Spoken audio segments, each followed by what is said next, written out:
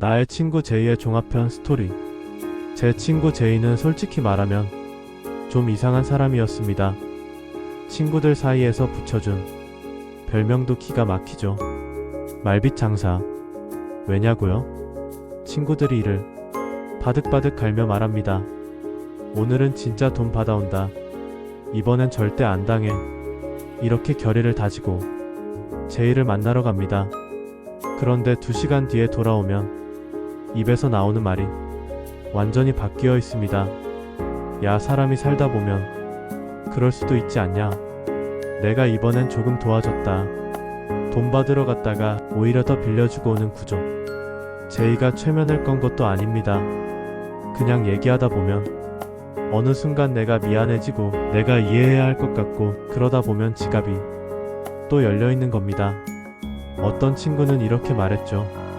저놈이 무슨 주문을 외우는 건지 모르겠는데 막상 마주 앉으면 말이야. 그래, 내 말도 틀린 건 아니다 하고 내가 설득당해. 그런데 신기한 건 제이를 미워하는 사람은 단 한 명도 없었다는 겁니다. 그만큼 말 속에 장난도 있지만 진심이 있었거든요. 사람을 자기 편으로 만들고 마음을 스르르 풀어버리는 능력. 이게 이 친구의 제일 큰 무기였습니다.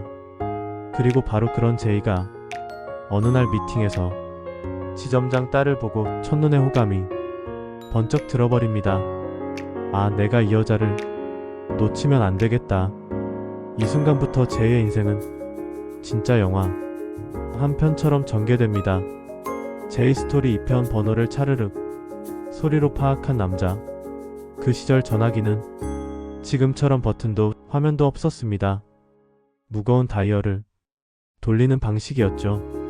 그리고 그 당시에는 전화기를 가진 가게나 장사하는 곳에서는 다른 사람들이 몰래 전화를 사용하지 못하게 하려고 외출할 때 다이얼을 아예 빼놓는 일도 흔했습니다.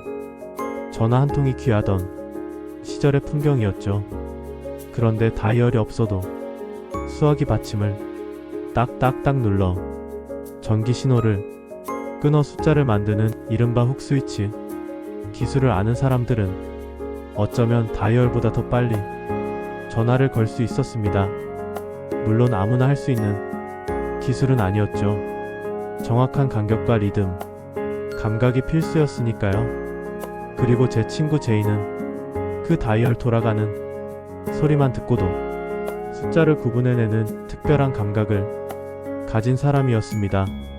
전화기의 다이얼이 원 위치로 돌아가는 소리만 듣고도 전화번호를 알아맞추고, 어떤 가게에서 전화기 다이얼을 빼놓아도 이 친구는 수화기 받침이 내려갔다 올라오는 기능을 가진 훅을 이용하여 전화까지 걸 수 있는 친구였으니까요. 어느 날 미팅이 끝난 늦은 밤, 아가씨는 집으로 전화를 걸며 말했습니다.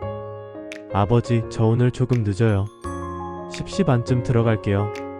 그 짧은 전화를 거는 동안 아가씨는 다이얼을 돌려 전화를 거는 동안 그 순간 제이는 그녀 옆에서 그 차륵 차르륵 차르르륵 차르르르륵 하고 이어지는 소리를 전부 듣고 있었습니다.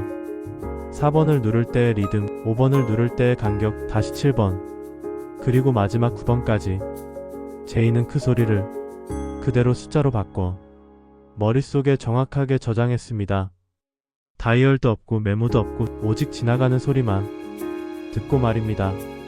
아가씨는 아무렇지 않게 통화를 마쳤지만 제이는 이미 마음속으로 결심한 듯한 표정을 짓고 있었습니다. 그리고 조용히 저에게 말했죠. 야, 내가 이 여자를 놓치면 안 되겠다. 그날 밤은 단순히 집에 보고하는 전화가 아니었습니다. 제이에게는 운명이 조금씩 열리는 소리처럼 들렸던 겁니다. 다음날 아침, 제이는 그 밤에 들은 번호로 전화를 걸게 됩니다. 그리고 그 전화가 두 사람 인연의 첫 장면이 됩니다. 다이얼이 돌아가는 소리만 듣고 사람의 마음을 향해 다가간 남자 제이. 제이 스토리 3편. 다음날 아침에 감동 전화. 다음날 아침 제이는 평소보다 훨씬 일찍 눈을 떴습니다. 전날 밤 아가씨가 집에 전화를 걸던 그 순간에 들리던 차륵차르륵 차르르르륵 다이얼 돌아가는 소리가 아직도 그의 머릿속에서 생생하게 울리고 있었기 때문이죠. 제이는 한참 동안 누워있다가 결국 자리에서 벌떡 일어났습니다.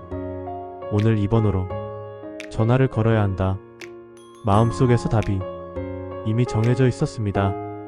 전화기를 들고 조용히 숨을 골랐습니다. 그리고 자신이 외워둔 번호를 천천히 눌렀습니다. 다이얼을 돌리는 손끝이 약간 떨렸던 건 저도 옆에서 분명히 봤습니다. 신호음이 2번 울리고 아가씨의 목소리가 들렸습니다. 여보세요? 그 순간 제이는 전날 밤부터 마음에 담아둔 말을 꺼냈습니다. 목소리가 떨리지 않게, 그러나 너무 가볍지도 않게. 안녕하세요. 어제 같이 있었던 제이입니다. 사실은요, 어젯밤 한숨도 못 잤습니다. 아가씨는 놀란 듯 조용히 말했습니다.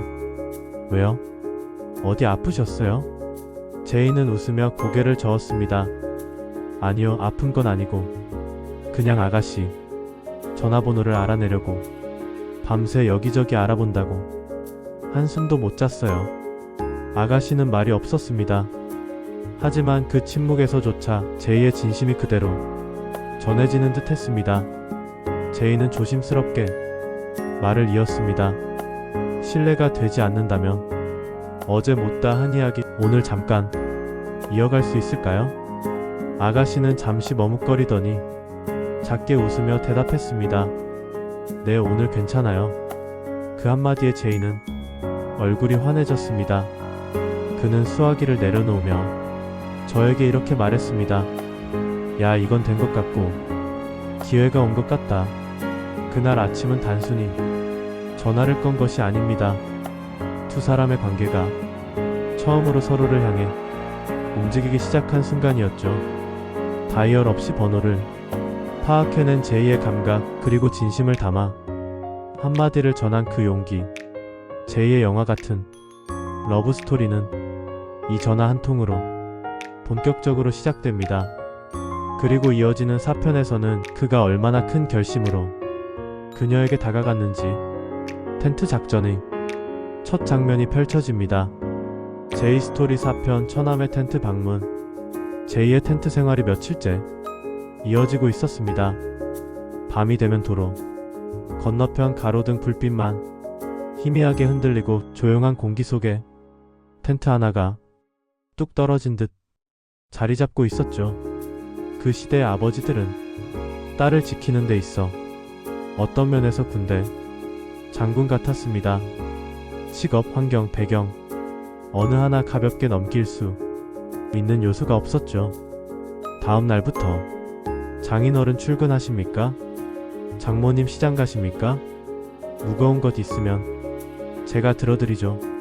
취재 학교 가는 거야? 처남 회사는 어디야? 이렇게 집안 식구들에게 일일이 인사를 하는 겁니다. 동네 사람들은 지나가다 말했습니다. 저 사람 미친 거 아니냐? 아무리 좋아도 그렇지. 집 앞에서 텐트를 치고 산다고? 하지만 제이는 전혀 흔들리지 않습니다. 내가 선택한 길이야. 누가 뭐래도 나는 여기 있을 거다. 그의 얼굴엔 이상할 만큼 평온함이 있었습니다. 그런데 어느 날 저녁 텐트 밖에서 조심스러운 발소리가 들렸습니다. 누군가 텐트 지퍼를 살짝 내리며 말했습니다. 저 혹시 제이 형님 되세요? 그 목소리는 바로 아가씨의 남동생, 즉 제이에게는 아직은 처남이 될지도 모르는 청년이었죠. 제이는 놀라지 않고 반갑게 맞았습니다. 들어오게. 밖에 서 있으면 추워. 처남은 잠시 머뭇거리다가 텐트 안으로 들어왔습니다. 작은 텐트 안, 가스등 불빛 아래에서 둘은 마주 앉았습니다. 처남은 말했습니다. 형님, 솔직히 말해도 됩니까? 우리 집에서 형님 얘기가 요즘 말이 많습니다.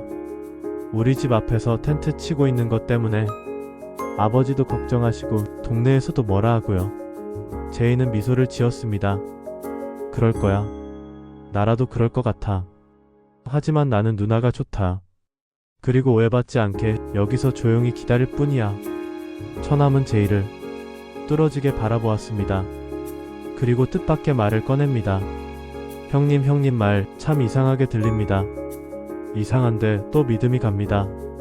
어제까지만 해도 형님이 뭐하는 사람인가 싶었는데 잠시 침묵하던 처남은 결국 이렇게 말했습니다.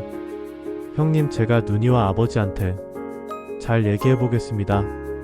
아버지가 반대하셔도 누나 마음만 움직이면 길이 열리지 않겠습니까? 제이는 조용히 고개를 숙였습니다. 고맙네. 그래도 너무 무리하지는 말고. 처남은 웃음 섞인 목소리로 답했습니다. 아닙니다. 형님 같은 사람 도와야 합니다. 제가 보니까 형님은 진심이십니다. 그날 밤 처남은 텐트에 들어왔던 그 모습 그대로 제이의 첫 번째 조력자가 되어 나갔습니다. 그리고 제이는 혼잣말처럼 중얼거렸습니다. 그래, 길이 열리기 시작했다. 어제 텐트로 들어온 사람은 처남이었지만 곧이어 또 다른 누군가가 제이를 찾아옵니다. 5편에서는 술기운이 오른 장인의 방문이 이어집니다. 그날 밤이 결혼을 허락받는 순간이었죠. 이번 5편은 결정적 순간, 즉 술기운 오른 장인이 텐트로 찾아와 제이의 진심을 듣고 결국 허락하는 밤입니다. 시리즈 전체에서 가장 중요한 터닝 포인트 중 하나죠.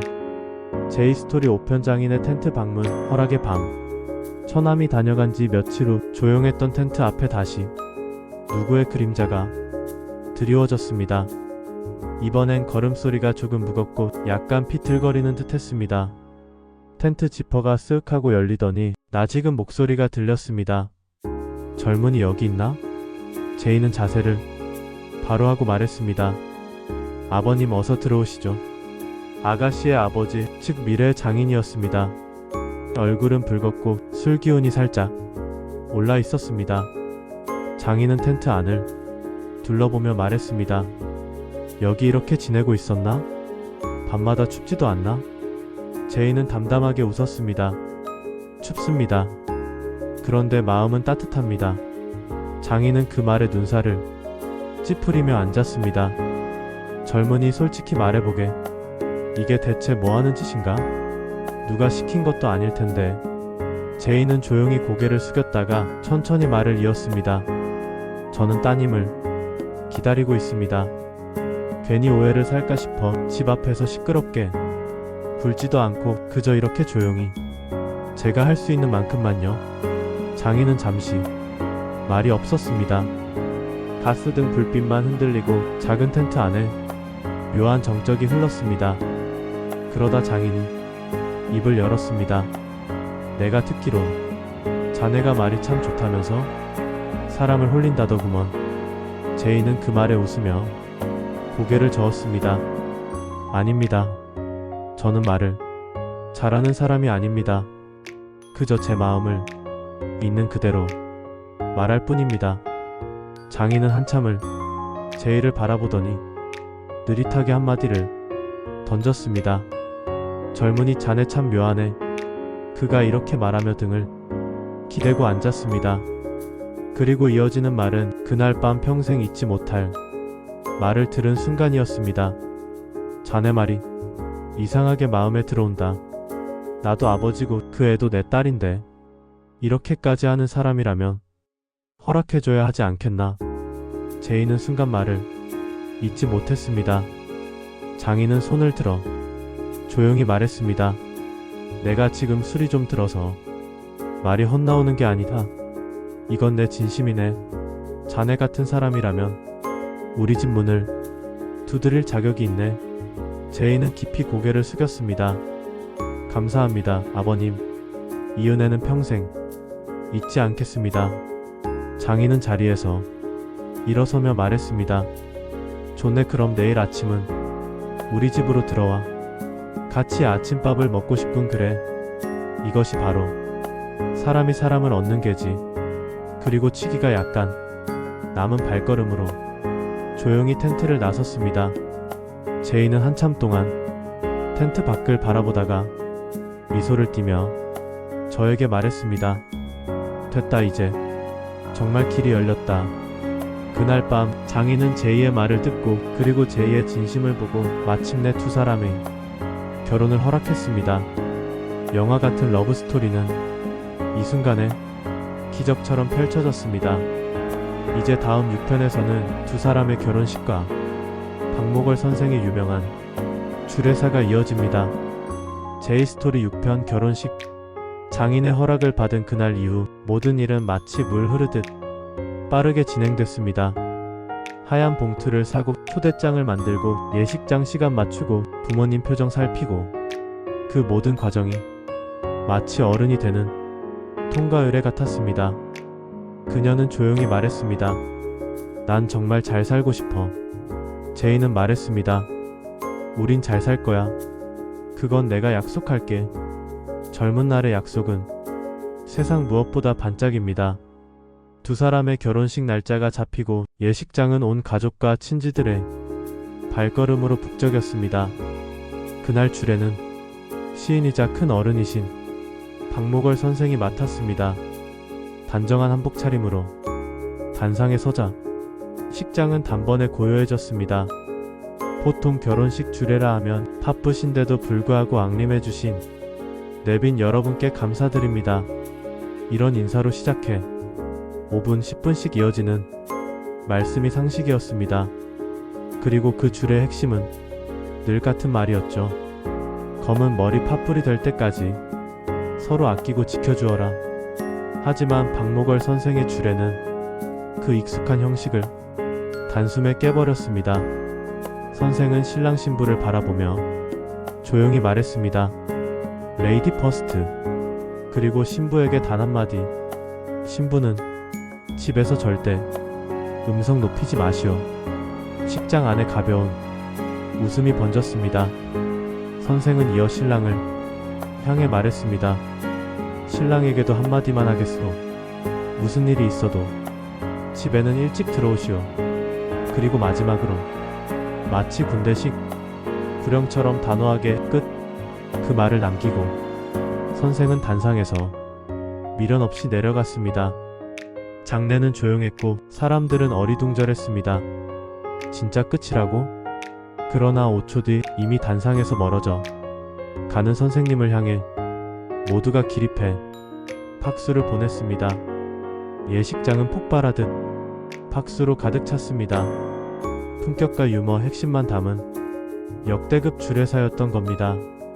그날의 결혼식은 단 15초의 주례사만으로도 평생 기억되는 전설이 되었죠. 제이스토리 7편 신혼여행. 결혼식이 끝나자 제이는 저에게 윙크하며 말했습니다. 이제 본게임 시작이다. 자, 신혼여행 가자. 두 사람의 신혼여행은 조금 특별했습니다. 우리는 미리 부산역 근처에 나가 두 사람의 캠핑 장비와 환복용 의상을 준비해 두었고 신혼부부는 기차를 타고 부산으로 내려왔습니다. 부산에서 옷을 갈아입은 뒤 둘은 배를 타고 제주로 향했습니다. 그때부터 이미 둘의 얼굴에는 설렘이 가득했습니다. 제주에 도착하자마자 바로 텐트부터 꺼냈습니다. 첫 일정엔 이렇게 적혀 있었죠. 제주 일주일 캠핑. 평생을 버티게 해줄 첫 여행. 둘은 여느 신혼부부처럼 마사지도 야시장도 쇼핑도 가지 않았습니다. 대신 둘은 손전등 하나 켜놓고 반바람 속에서 텐트를 쳤고 파도 소리가 귓가를 스치고 불어오는 제주 바람이 젊은 두 사람의 온몸을 감싸 안았습니다. 그렇게 일주일 동안을 파도 소리를 들으며 잠들었고 별빛 아래에서 서로를 바라보았습니다. 바람이 불면 바람 부는 대로 비가 오면 비 오는 대로 대충 끓인 라면도 둘이 먹으면 진수성찬이었습니다. 그 일주일은 평생을 버티게 해주는 두 사람의 마음을 단단하게 묶어준 시간이었습니다. 둘은 말했습니다. 우리 인생에서 제일 빛나는 출발이었어. 비가 오면 비 오는 대로 웃으며 추억을 만들었고, 햇살이 좋은 날엔 햇살이 좋은 대로 바다를 따라 걸으며 서로를 더 깊이 알아갔습니다. 제주에서의 모든 순간이 즐거운 추억이었습니다. 오름에 오르던 새벽, 둘은 말했습니다. 이게 우리가 시작하는 인생이구나. 그 일주일은 화려하지는 않았지만 그 일주일은 두 사람의 인생에서 가장 빛나는 출발, 어떤 여행보다 아주 깊고 뜨겁게 두 사람을 하나로 묶어준 젊은 날의 선물 같은 시간이었습니다. 살아보면 압니다. 결혼 생활의 싸움이 없는 집은 없습니다. 가끔은 생각보다 더 크게 싸우고, 말은 말대로 걸리고, 눈빛은 얼어붙고, 분위기는 싸늘해지죠. 그런데 이 부분은 싸움이 오래가지 않았습니다. 왜냐하면 둘에게는 회상 모드라는 특별한 스위치가 있었기 때문입니다. 대화가 꼬이면 둘 중 한 명이 조용히 말합니다. 야, 우리 제주 갔던 거 기억나냐? 그래, 그때 진짜 웃겼지. 그 순간 얼어있던 공기가 풀어지고 둘의 어깨는 자연스레 내려갑니다. 추억은 말보다 먼저 마음을 치유하는 법이죠. 그리고 솔직히 말하면 그날 밤 둘 사이가 조금 더 뜨겁기도 했답니다. 추억이라는 건 싸움도 달래주고 사람 마음을 다시 붙여주는 신기한 힘이 있습니다. 이 이야기를 듣는 당신에게 아직 결혼하지 않은 구독자분들께 제가 꼭 말씀드리고 싶은 게 있습니다. 신혼여행 때 추억을 많이 만드십시오. 왜냐하면 그 추억이 앞으로 겪게 될 수많은 부부간의 구라파 전쟁에서 놀라울 만큼 강력한 무기가 되기 때문입니다. 살다 보면 정말 별것 아닌 일로도 마음이 다칩니다. 그러나 서로의 젊은 날을 떠올릴 수 있다면 다시 이어지는 길은 오래 걸리지 않습니다. 추억은 평생을 버티게 해주는 가장 따뜻한 다리입니다. 부디 당신도 언젠가 사랑하는 사람과 이렇게 말할 날이 오길 바랍니다. 그래도 옛날엔 우리 참 좋았지. 그리고 세월이 흐른 지금도 그들은 말합니다. 그때 그 여행이 있었기에 우리는 평생을 버틸 수 있었다. 이 말은 그 후에도 이들은 일상적으로 부부싸움 같은 것이 있어도 이들의 회상 스위치 덕분에 쉽게 풀리고 가라앉게 되었답니다. 황혼의 아틀리에 TV였습니다. 여러분의 편의를 위해 통합본을 만들었습니다.